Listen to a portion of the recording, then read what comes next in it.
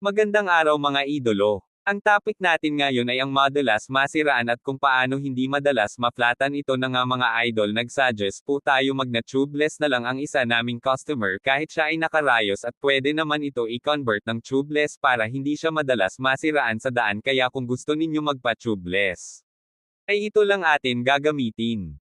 Airlock saka tire sealant pwede na mag-tubeless. Thanks for watching mga idolo, kayo ang aking inspirasyon at gabay para ma-improve ko po lalo ang ating mga content.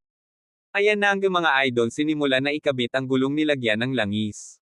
Ang gilid at pagkatapos ay inilagay na rin yung tire sealant at pagkatapos at nikot-ikot para kumalat ang tire sealant sa loob at ayan wala nang singaw o leak, ito ayos na. Thanks for watching mga idolo, kayo ang aking inspirasyon at gabay para ma-improve ko po lalo ang ating mga content. Maraming salamat po mga idolo, don't forget to like and subscribe mga idolo. Arman the Robberman.